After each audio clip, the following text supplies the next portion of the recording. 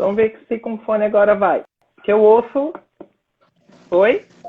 Oi, oi, oi. Tô Tá com ouvindo. fone. Parece que tá melhor. Ixi, ficou até bem alto agora. Vocês estão me ouvindo? Sim, tamo. Nossa, ficou bem alto. Vou falar mais longe. Ok? Gente, dá um ok se vocês estão ouvindo bem a Jaque. Ok. Tá ótimo, né? Ai, que bom. Então o fone já ajudou. Ai, que ótimo, gente. Então deixa eu até me encostar aqui para Enquanto ligar você o se ar. acomoda aí, dá uma relaxada pra gente voltar. Então, só voltando, né, pra quem tá entrando agora, quem tava antes, a gente tá conversando com a Jaqueline Gomes de Jesus. Você nem se apresentou, Jaque. É verdade, já fui falando da Sojourner. Já começou falando, né, e tal, mas se apresenta então primeiro pra gente começar de novo e aí a gente volta Claro. a falar da Sojourner. Sojourner. Ok. Vamos lá, então. Boa tarde de novo, pessoal. Eu sou a professora Jaqueline Gomes de Jesus. Eu sou psicóloga, sou professora de psicologia aqui no Instituto Federal do Rio, no IFRJ. E aí eu sou militante de direitos humanos e sempre trabalho com as questões LGBT, de mulheres, feministas, população negra. Então, quem me acompanha, convido todo mundo a conhecer meu canal, que lá pode conhecer um pouco mais da minha história, senão vou perder muito tempo falando aqui. Então, segue lá, Insta da Jaqueline, tá? É muito didático, é Insta de professora, Insta da Jaqueline. Não tem como errar. E aí, eu estou aqui para falar da Sojourner Truth, que eu sou biógrafa aqui no Brasil dela. Ela é uma mulher negra norte-americana do século XIX, que me fascina e que fascina muitas militantes por gerações. E que no Brasil é conhecida a partir, principalmente do seu discurso Eu Não Sou Uma Mulher, que ela fez em 1851 no Congresso de Mulheres nos Estados Unidos. Então é dessa nossa pensadora, mulher negra, que eu vim falar e acho muito importante, eu tinha comentado a importância de estar nesse canal com vocês, mas de ser uma pensadora que era uma mulher analfabeta. A Sojourner não sabia ler, não sabia escrever. E ela produz uma força de pensamento muito grande, e até o que sobrou do que foi resgatado do pensamento dela, traz questões para a gente refletir sobre essa memória, né? Como essa memória é preservada e quais versões que as pessoas fazem das memórias e do pensamento, principalmente de pessoas de grupos discriminados. No caso, ela, uma mulher negra, né? Mulher negra, né? Nos Estados Unidos, no século XIX. Então, tem muitas questões, né? Uhum. Então, deixa eu mostrar a Sojourner, gosto de mostrar a carinha dela, que é da capa de um dos livros, desse livro que eu lancei ano passado, com discursos dela, que eu consegui achar traduzidos. Essa é a carinha dela. Maravilhosa. E uma curiosidade que eu gosto de falar da Sojourner é que essa imagem que a gente tem dela, né, essa foto, ela mesma que conseguiu registrar. Por quê? Porque eu vou explicar. Ih, caramba. Ai, meu Deus.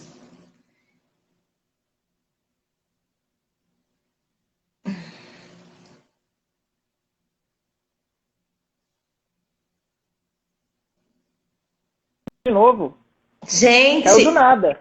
Jaque, é Ele muito caiu do impressionante. nada.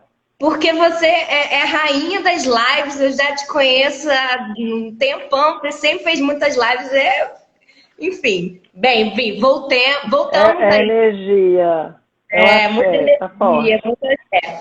Então, voltamos aí, a gente estava falando então desse começo da Sojourner e vai, continua. Então, tá ok? Todo mundo me conhece. Procura lá no Insta da Jaqueline que eu quero falar da Sojourner.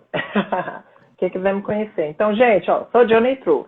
É essa senhora, babado aqui, babadeira século XIX. A Sojourner, ela nasceu em 1797 isso a gente tem registro, porque pensa, é bom a gente contextualizar, porque muitas vezes quando as pessoas pensam em personagens históricos, às vezes colocam certos anacronismos. Então a gente tem que entender um pouquinho o contexto da pessoa naquela época para entender a sua realidade, como ela foi construída. Então, como ela nasceu numa sociedade escravocrata, né, onde a escravidão, o que a gente chama tecnicamente a escravidão moderna, né, que escravizou povos africanos, ela vai nascer nos Estados Unidos. Então, existia um registro, sim, né, dos nascimentos e tudo, era um registro contábil, né, como era aqui no Brasil. As pessoas não eram vistas como pessoas, eram vistas como objetos. Eles usavam até o termo, no Brasil, peça, né, eram vistas como peças. E aí a Sojourner vai nascer e tem um registro do ano, mas a gente não tem muito precisamente a indicação do dia e do mês do nascimento. O que eu achei mais próximo de possibilidade foi dia 2 de novembro, mas é certeza que foi 1797. A Balada Arrasada está falando, ela nasceu no norte, né? Sim, ela nasceu no estado de Nova York. Ela nasceu na cidade de Schusterkill. O condado era Ulster, mas é importante que as pessoas mais importantes, ninguém precisa ficar decorando essas coisas. O importante é entender que ela nasceu no norte, porque vai ter a ver com a história dela. E com coisas que ela vai sofrer também em função disso. Ela vai nascer no estado de Nova York. Ela é filha da Elizabeth Bomfrey. A Elizabeth também tem outros nomes que as pessoas tratavam ela. E o pai dela é o James. Então ela é filha da Elizabeth e do James Bomfrey.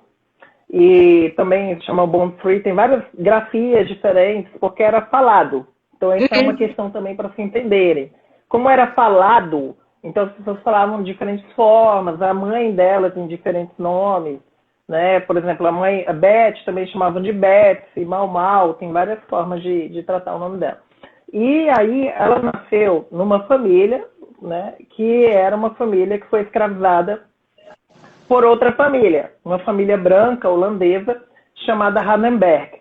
Então os Hardenberg escravizavam a família da Sojourner e ela foi a 13ª filha. Então, ela era a 13ª quando ela nasceu. Ela já tinha 12 irmãos. E ela cresceu, o seu Hardenberg lá, escravocrata, ele morreu 9 anos depois que ela nasceu. E como ela cresceu dentro de uma família holandesa, no estado de Nova York, ela não falava inglês. Ela não falava inglês. Eles não conversavam em inglês. Eles falavam em holandês. E ela foi vendida com 9 anos. Com 9 anos ela foi vendida por $100 para uma outra família e ela sofreu muito com essa família também, claro, né? E depois foi... ela falava muito que com essa família que ela foi vendida primeiro, ela apanhava para aprender o inglês. Então isso marcou muito ela. Ela apanhou muito, muito, muito. Isso marcou, imagina, uma criança de 9 anos, separada dos pais, né, dos irmãos, vendida como propriedade, sem falar a língua que ela era obrigada a falar. Muito doloroso. Né? Então, ela depois foi logo vendida de novo. E essa família, eu acho interessante, que eu sempre penso que o nome era Dumont, essa terceira família escravocrata, meu Deus do céu.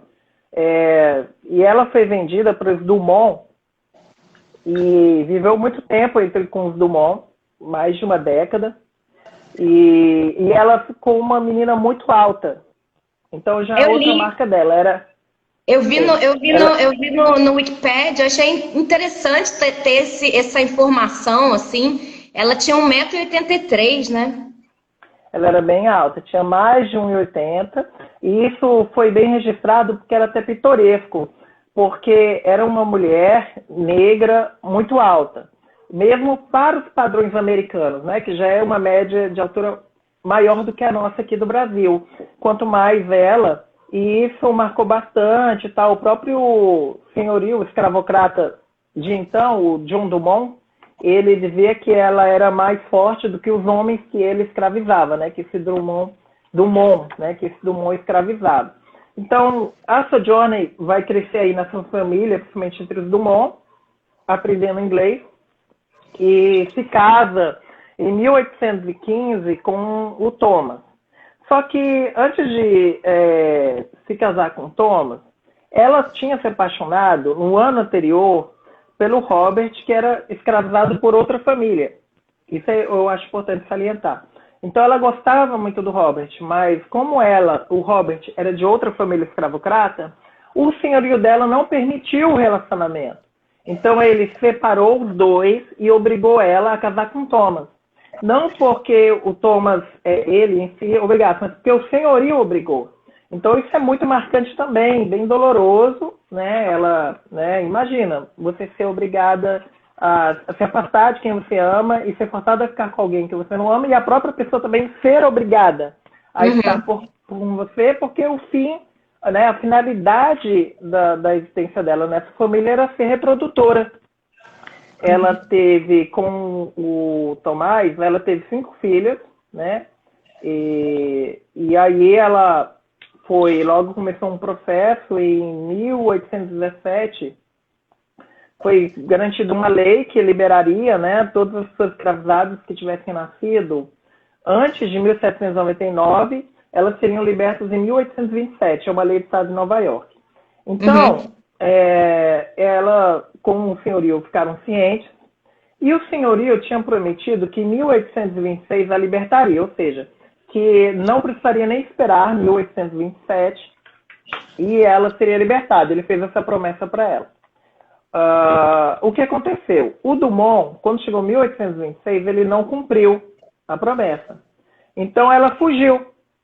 E ela sempre falava na vida dela que ela saiu da casa porque ele não cumpriu com a palavra dele. Isso ela argumentava sempre, meio que numa questão moral, porque na época, pra gente não tem o menor sentido, mas na época as pessoas consideravam de forma, pra gente, bizarra, que ela, como algumas pessoas, como se ela não tivesse o direito de fugir por ser escrava, né? E escravizada. E aí ela, na verdade, salientava que ele já tinha feito um acordo para ela e não cumpriu, que ele liberaria ela no ano anterior.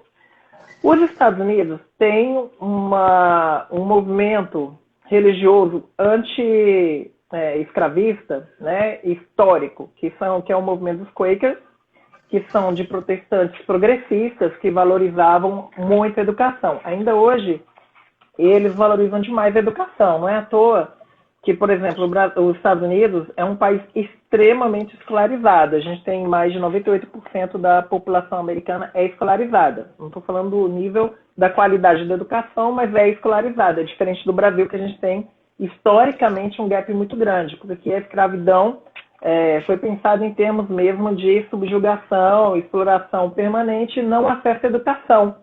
A educação aqui, historicamente, foi vista como aquisição de título. Mas, então, ela fugiu com o apoio dos Quakers, e os Quakers são muito famosos nos Estados Unidos por fazer um caminho de libertação.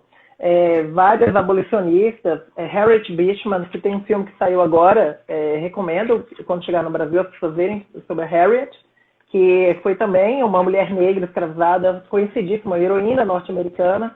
Ela fugiu também por esse caminho, ajudou mais de, se eu não me engano, mais de 300 pessoas a fugirem da escravidão.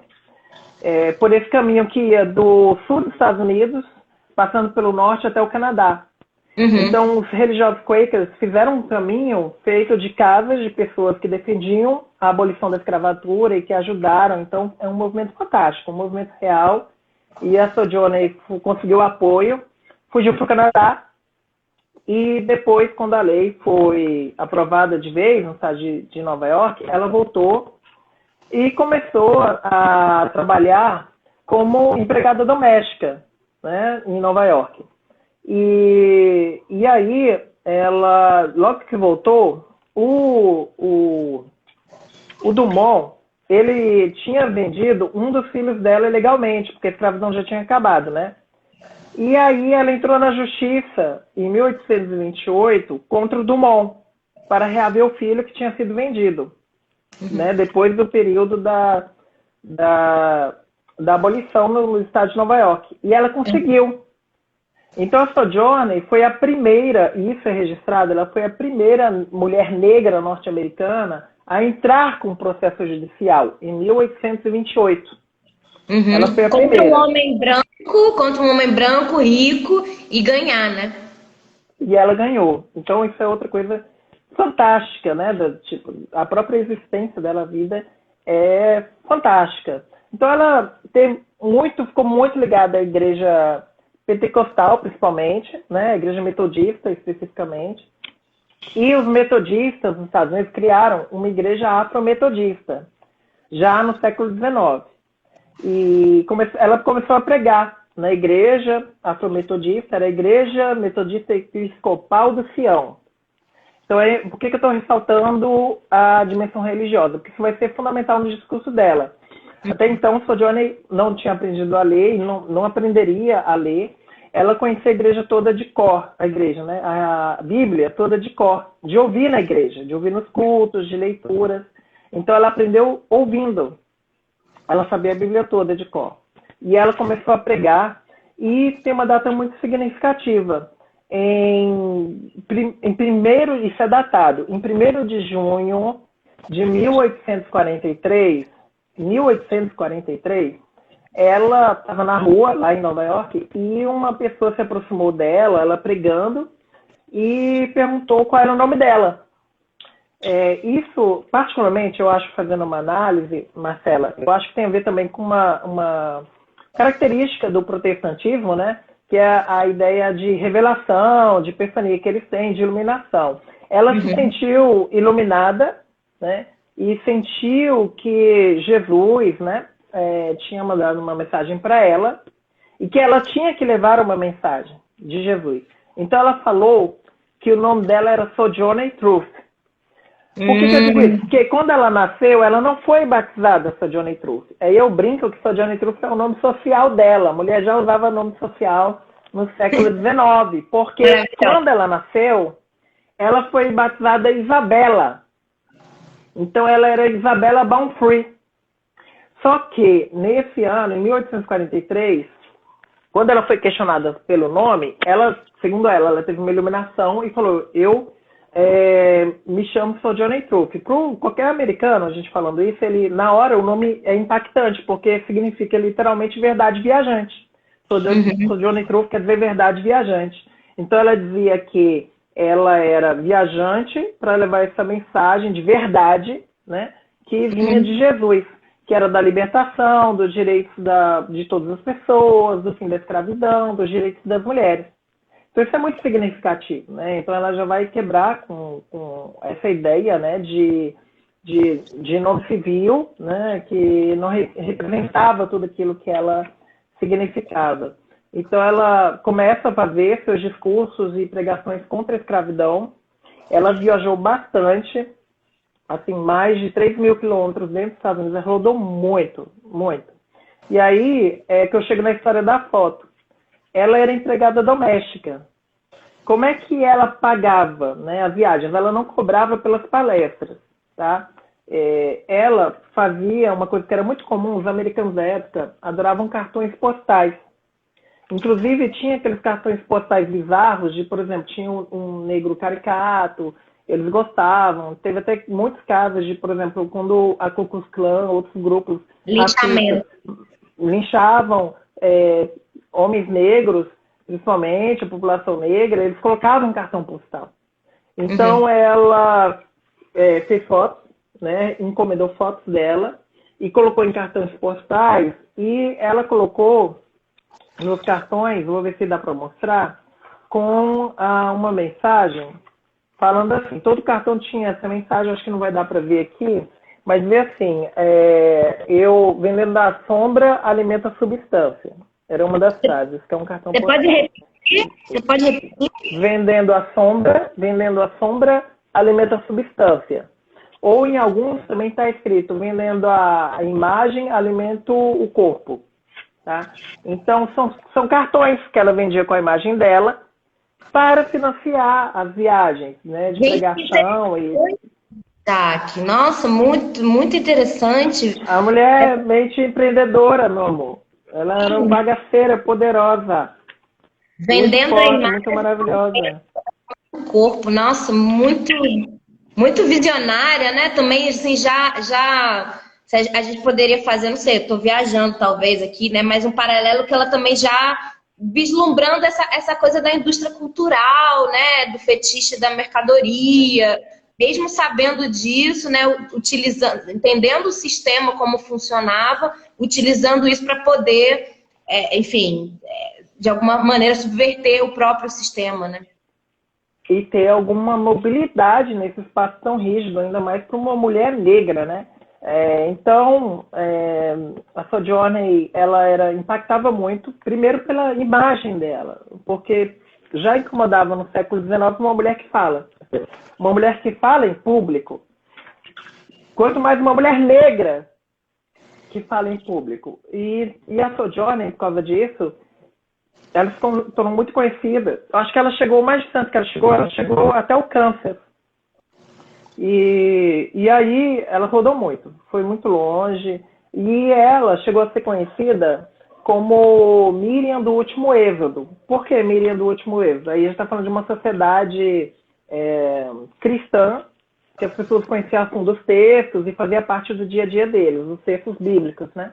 Então, Miriam, enquanto a irmã de Moisés, que salvou Moisés, na verdade a irmã que salvou Moisés do rio, levou para Faraó, né, para Faraonés, cuidar, ter aquela história toda. Do Último Êxodo, porque era uma referência ao fato dos negros, né, dos afro-americanos, e nós afro-brasileiros, né, nós afrodescendentes no mundo todo, nós vivemos em diáspora, né, em êxodo em função da escravidão moderna, né, da escravidão que construiu essa imagem do negro e tudo que a gente tem, nossos ancestrais, há mais de 500 anos, têm desconstruído. Então, ela era muito questionada, isso também acho muito interessante, porque ela se tornou muito famosa, a imagem dela muito vista, e como eu falei, é uma mulher, né, que muita gente conhece, uma mulher muito alta, então ela chegou em alguns lugares a ser questionada se era mesmo uma mulher, porque como é que pode uma mulher falar em público, uma mulher negra falar em público e ser muito alta. Então, eu acho fantástico. Me questionavam se ela era uma mulher e tal, e teve um congresso em que ela foi questionada se era uma mulher, e aí, para decidir, eles queriam votar. O povo queria votar no congresso se ela era mulher ou não. E aí ela falou assim, não, eu vou resolver isso agora. Não precisam entrar em votação. Ela pegou, abriu o vestido, ela geralmente usava esse vestido, abriu e mostrou os seios. Gente, então, que maravilha! ela já era marcha das vadias lá no século XIX. Já estava na marcha das vadias. Essas coisas. Já era marcha das vadias, meu amor. Já era poder. Então, assim, esse é um dos episódios, né, que tem a ver também com essa imagem, e aí a gente traz para o nosso tempo, quer dizer, ela já questionava várias questões que a gente vai, no nosso contexto contemporâneo, a gente vai problematizar, e ela vai fazer esse discurso, eu não sou uma mulher, que foi no congresso do congresso de mulheres, era um congresso de sufragistas, porque era basicamente, para quem não conhece a história do feminismo, era um congresso de uma convenção de direitos das mulheres que buscava o direito ao voto, porque na primeira, um termo, né, que se usa dentro do pensamento feminista, das ondas, um primeiro movimento que vai ser visto, apesar de que a gente pode criticar também, porque teve mulheres lutando pelos direitos de todas e de mulheres desde sempre, desde que, né, surgiu a ideia, o conceito de mulher, existem mulheres lutando. Mas o que a gente está chamando hoje desse feminismo, dessa caracterização de primeira onda, tinha muito a ver com essa lógica da luta pelo direito civil, né, pelo direito ao voto. Porque as mulheres nas sociedades patriarcais não tinham direito ao voto, né, naquelas que tinham a possibilidade de cidadãos votarem.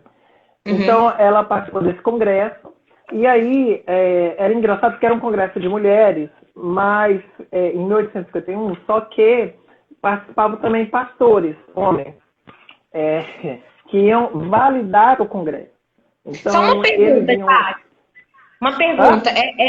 Uma pergunta sobre esse congresso, se você sabe. Mas você falou que é organizado pelas sufragistas, né? Lá dos Estados Unidos. Sim. Mas era um congresso mais de mulheres brancas, feministas, e ela também estava participando, ou era uma coisa mais aberta, você sabe? Sim, com certeza, porque olha só, é isso que eu falei com relação ao anacronismo. Pensa, a gente ainda vai ter no século XIX, nos Estados Unidos, como aqui no Brasil, que aqui vai demorar mais ainda, vai ser mais vergonha ainda aqui no Brasil, uma sociedade escravocrata. Então as mulheres negras não eram vistas como mulheres, não tanto quanto as mulheres brancas. Né? A mulher branca era vista como a mulher. Então, num congresso de direitos das mulheres, elas eram preponderantemente as mulheres brancas. E existia um grupo significativo que entendia que os direitos civis deveriam ser para as mulheres brancas.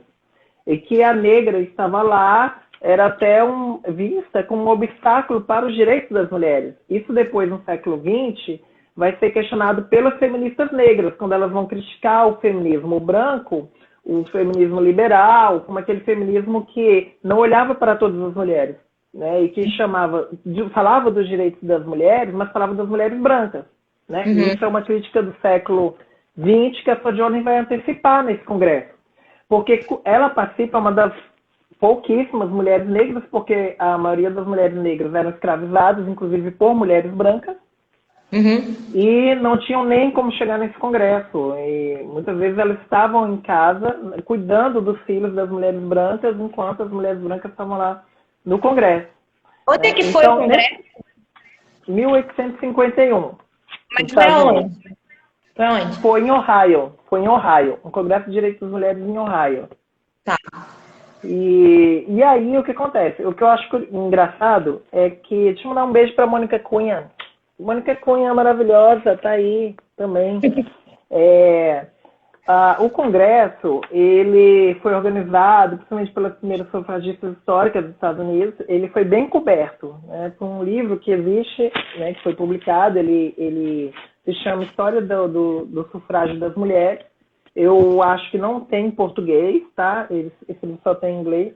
Mas ele fala bastante como foi o congresso, e aí é muito interessante, porque teve um momento que os pastores questionaram por que a mulher não pode ter direito ao voto.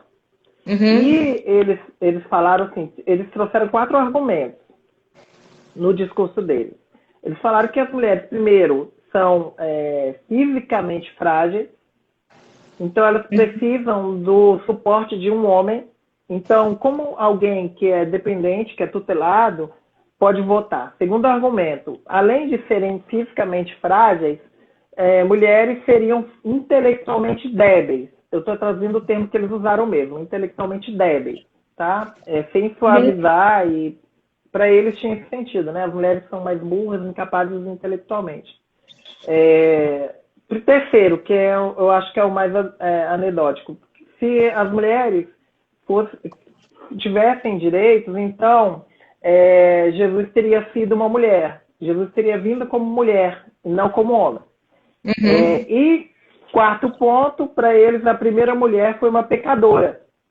Então, se a primeira pecadora foi Eva, e Eva levou o ser humano, o homem no caso, né, o homem, né, o macho, ao pecado, então a mulher é errada. A mulher não pode ter direito, tá? Para a gente é patético, mas para as pessoas na época, esse tipo de argumento, principalmente uma sociedade extremamente religiosa, tinha peso.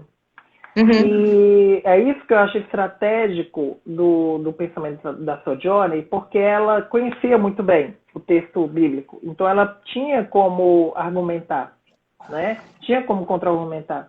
As outras participantes do Congresso ficaram muito incomodadas, mas a Sojourner se dispôs a responder os pastores. E aí houve um movimento de muitas delas de não quererem que a Sojourner falasse. Isso foi bem registrado, muita gente não sabe, mas a Sojourner não falou de forma livre nesse congresso. As que dirigiam as mulheres brancas foram discutir se ela poderia falar no congresso. E aí acabou que, segundo a Gage, que é uma grande feminista norte-americana, a Gage, ela falou que ela ficava observando aquilo tudo e que achava que tinha que ter sim o direito ao voto, que as pessoas falavam que era um contra-abolicionista, né? mas que elas não estavam lutando pelos direitos dos crioulos, e tinha gente de segunda gay que falava assim, sai neguinha, não sei o que, crioula, coisas bem insultosas mesmo, e pediam para que a Gage não deixasse a Sojourner falar, né? Porque ela ia arruinar elas, e todos os jornais dos Estados Unidos iam misturar a digna causa delas, da luta pelos direitos das mulheres ao voto, com a causa da abolição, e que elas seriam estigmatizadas por causa dos crioulos, né? E, então, só naquela época, né, tinha essas coisas. Então, é muito interessante a gente ver como essa questão que a gente fala de intersecção de pautas e como a gente tem que lutar por todas as pautas é uma coisa constante da luta do humano, né? Não tem como fugir. Mas, enfim, isso levou 2 dias, tá? Então, só no segundo dia que ele permitiu que ela falasse, viu? Que foi uma discussão danada. Aí ela falou. E essa é a parte mais interessante, porque o discurso ficou mais conhecido. Ele é uma versão que a Gage transcreveu e publicou no livro História das Mulheres, do Sufrágio das Mulheres. Só que não é o discurso mais confiável. Por quê? Como eu falei, a Sojourner, ela nasceu no estado de Nova York e ela aprendeu o inglês tardiamente. Então, ela usava certas formas de falar expressões que não soavam muito bem no entendimento das pessoas, principalmente para quem esperava um discurso de uma mulher negra. Tá? Ou seja, tinha preconceito linguístico também. Porque as pessoas queriam fazer uma limpeza no discurso dela. Então, quando a Gage vai transcrever a fala da Sojourner, ela vai criar certos termos e formas de dizer que são mais didáticas de compreender. Só para quem não convivia muito com ela. Só que o discurso que eu confio e outras pesquisadoras e também que foram observar, que eu entendo que é o mais confiável, é um que foi publicado depois num jornal abolicionista, o Anti-Slavery Bugle, que é de Salem, em Ohio. E por que eu acho que é confiável? Porque ela trabalhava nesse jornal. Ela era analfabeta, mas trabalhava no jornal, né? E aí esse discurso ele foi revisado junto com ela pelo editor, que era um grande parceiro dela, e foi publicado. Só que não é tão conhecido. Então, eu entendo, e outros pesquisadores também a gente entende, que esse é o discurso mais confiável, né, das expressões que ele usa. Mas a ideia básica da Sojourner era o argumento de que o direito das mulheres não impede o direito dos homens, que esse exemplo genérico de relacionar o direito das mulheres à força física já começa errado, porque não necessariamente, né, ela mesma sempre foi uma mulher muito forte, mais forte que qualquer homem que estava presente ali, ela fala isso. Qualquer homem ali, ela plantou, arou, colheu, teve vários filhos, teve filhos roubados, e era muito mais forte que qualquer pastor que estava ali. Então isso quebrava já o pensamento dele generalizador, que as mulheres eram tão capazes intelectualmente quanto os homens. E também ela argumentou que se a mulher, né, no caso Eva, pôde virar o mundo de cabeça para baixo, ela é a única capaz de virar o mundo de cabeça para cima também, porque o homem não conseguiu fazer nada.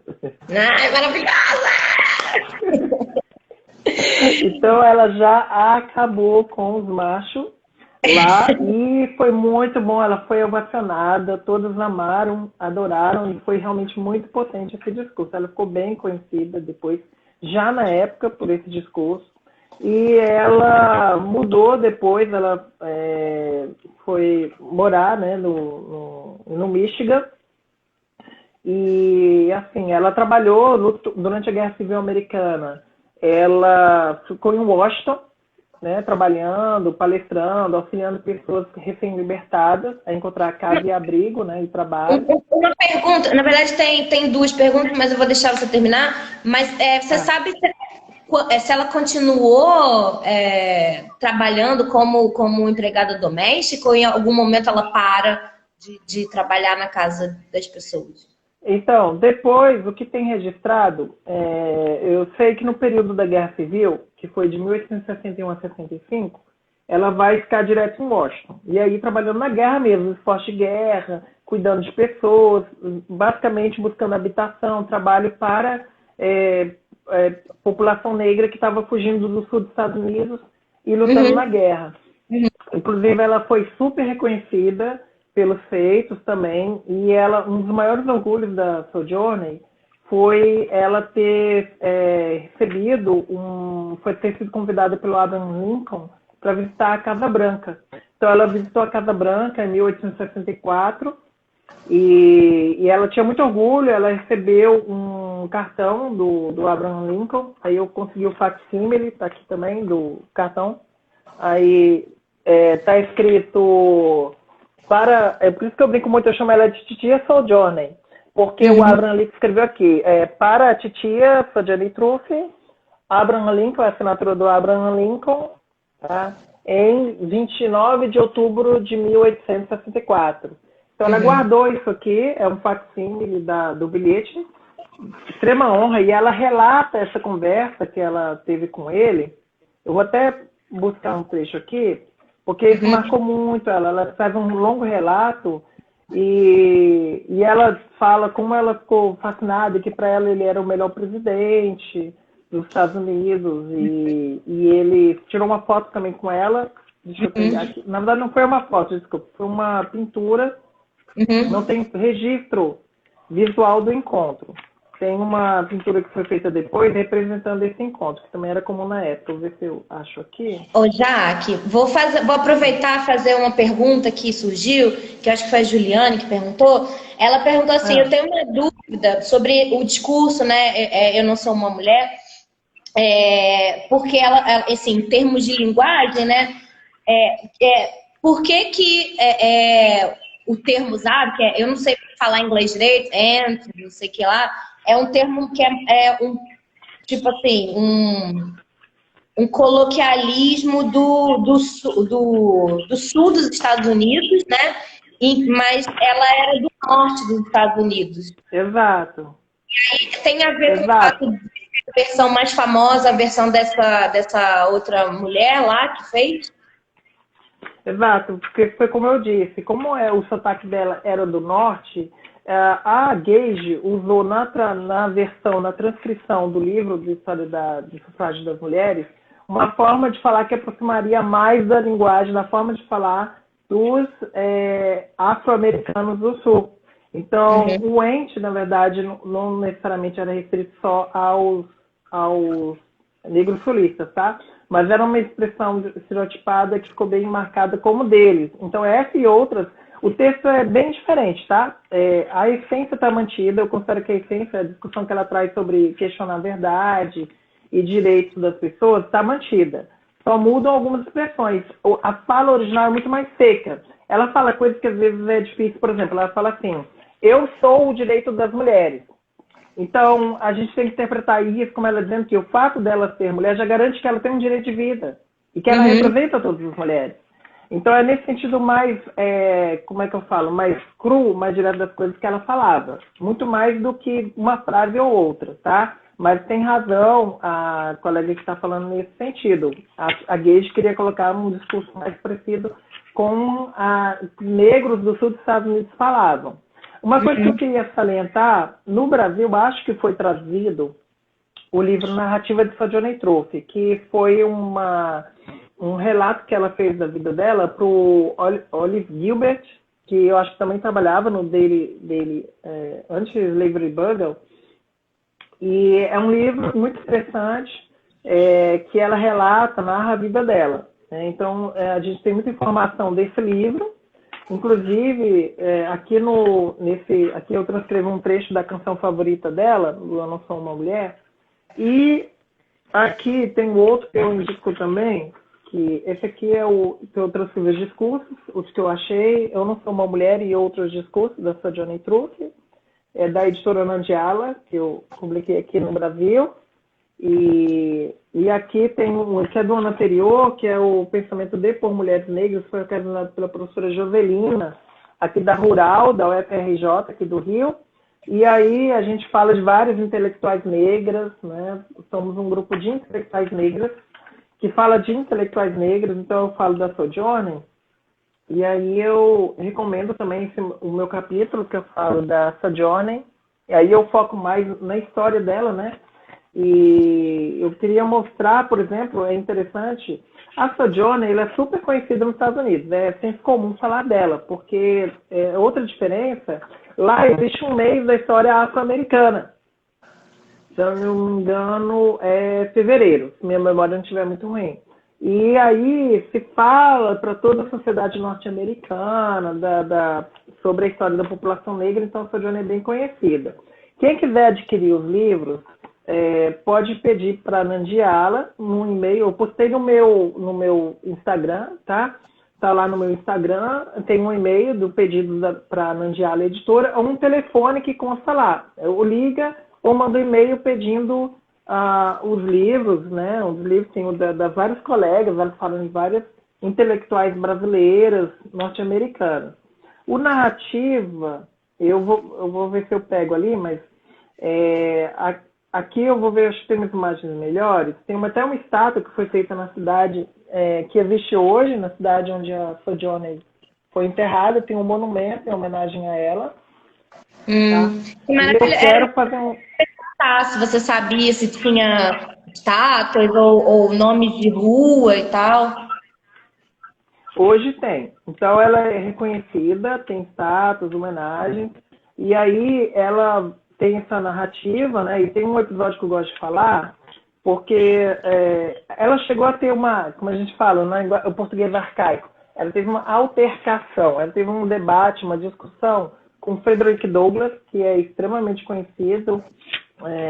O Frederick Douglass era um importante militante dos direitos da população negra norte-americana, e aí ele chegou um momento que ele estava muito triste e achava que não... Foi em 1852, foi um debate em Boston. E ele falou para o público que tinha desesperança de que algum dia a escravidão fosse acabar e que a população negra tivesse seus direitos reconhecidos, né? E aí ela reagiu. Ela falou que o que era aquilo, né? Como que ele poderia desistir, que ele não poderia baixar a cabeça naquele momento, né? Ela perguntava assim para ele, na perspectiva dela, né?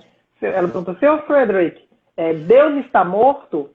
Eu até pensei no Nietzsche aqui. Aí ela perguntou para ele: Deus está morto?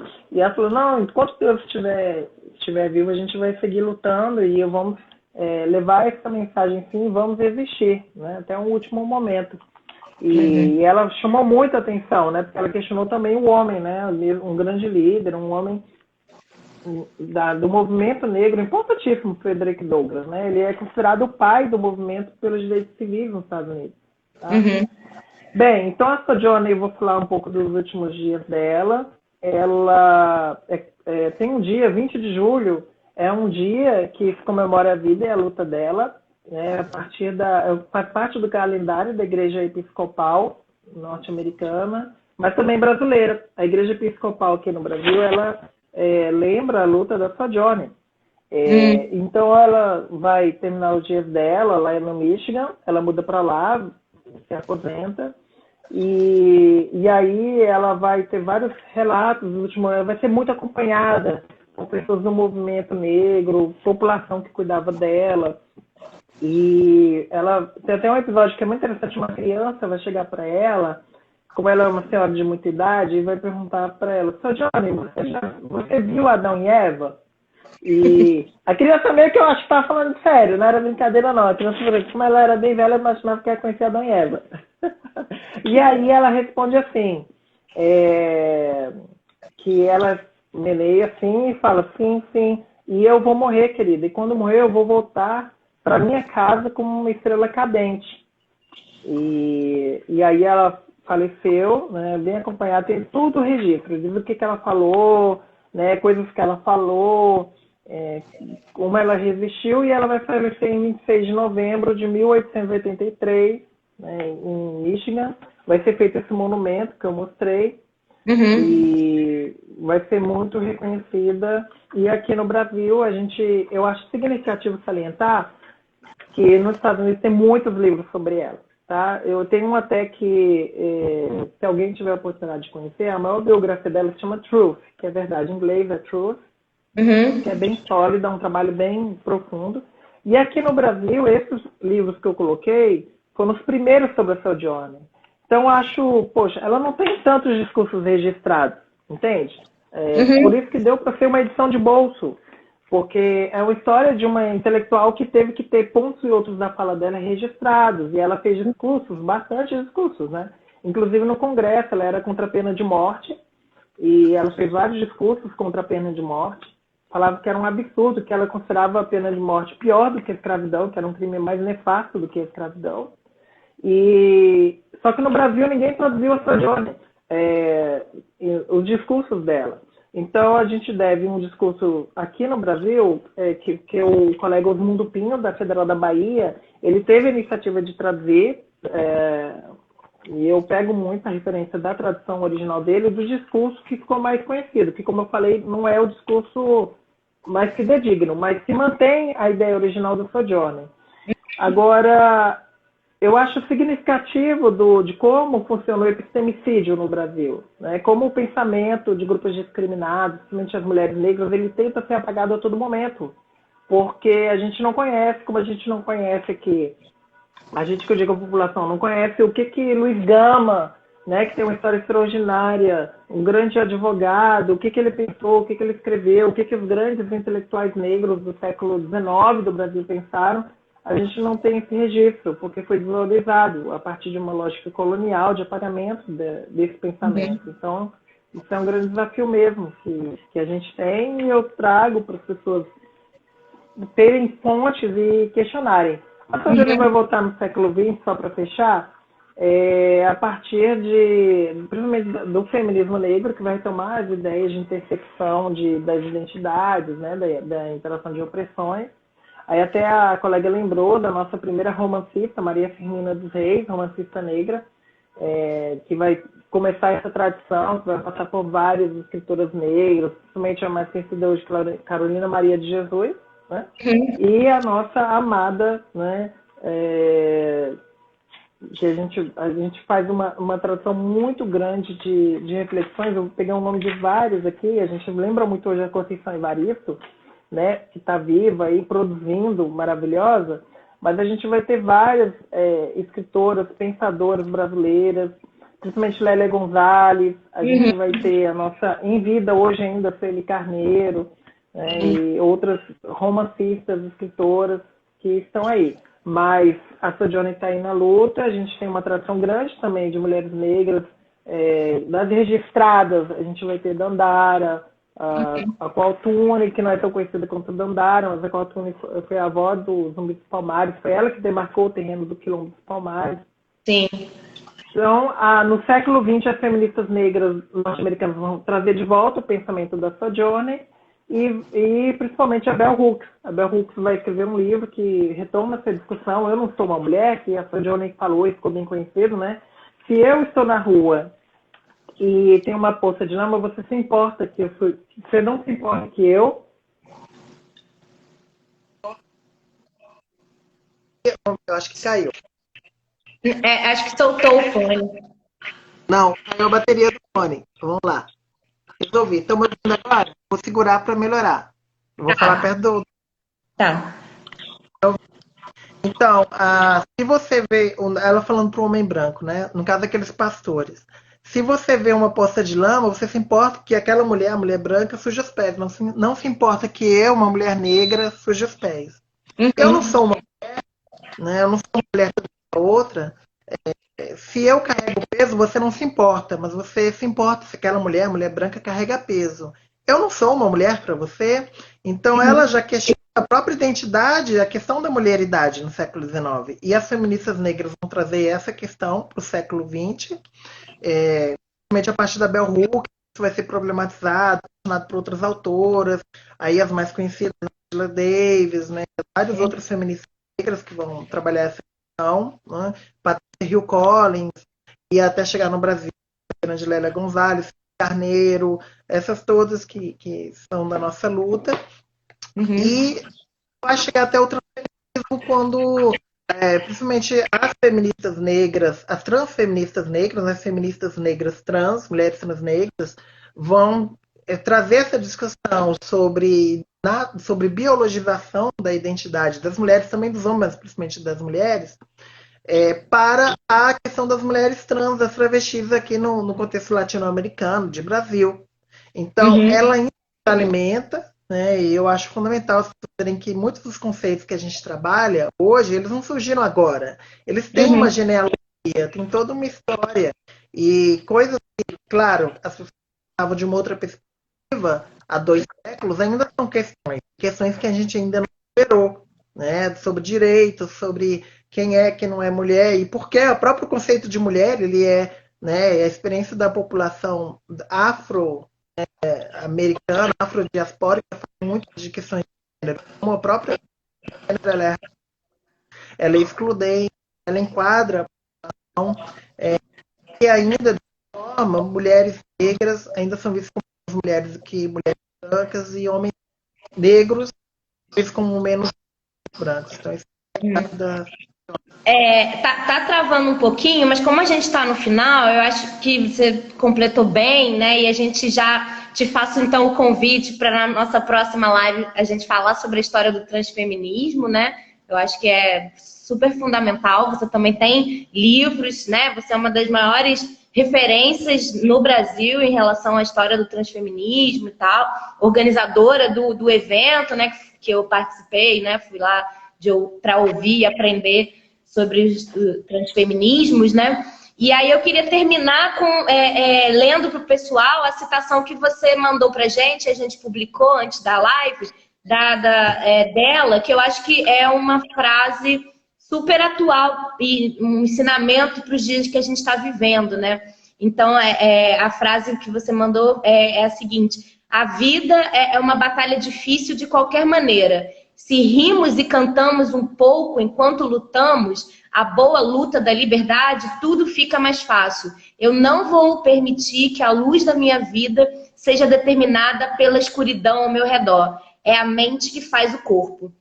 Então, eu acho que essa frase que você escolheu é perfeita, né? Principalmente que a gente está vivendo esse momento da escuridão que está aí fora, enquanto a gente está aqui preso dentro de casa, né? E a escuridão aí parece que está tomando conta, né, de tudo, mas ao mesmo tempo ela dá esse lugar de que é importante esse trabalho individual, né, de tentar buscar esse riso e esse canto, que não é um canto apenas otimista, né, mas é um canto poderoso nessa conversa, enfim, nesse movimento que a gente está tentando fazer aí no isolamento. Que uma mulher que viveu de forma tão oprimida, uma mulher que não era reconhecida na sua humanidade, na sua mulheridade, que teve os filhos sequestrados, né, que foi forçada a ser uma reprodutora e que superou isso tudo. Então, eu acho que a gente tem força, sim, muita esperança, a nossa referência para a gente seguir resistindo.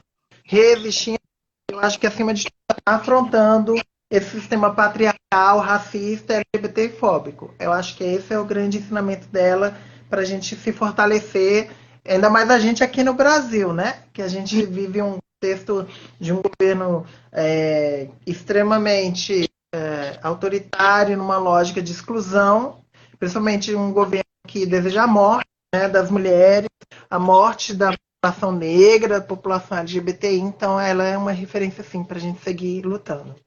Com certeza. Ai, muito obrigado, Jaque. Foi tão maravilhoso, estou tão feliz de ter te visto assim à distância.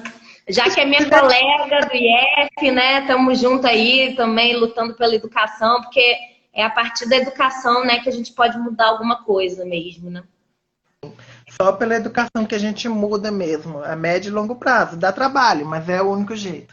E enquanto isso a gente continua rindo e cantando como a Sojourner nos ensina. Exato. Se precisar, a gente mostra os peitos também, que a gente é 10. Vamos, a gente mostra os peitos. Beijo, gente. Obrigado, tá? Beijo, viu, amiga? E o Insta da Jaque. Tá? Insta da Jaqueline. E a gente se fala. Vamos falar mais. Beijo. Tchau. Beijo.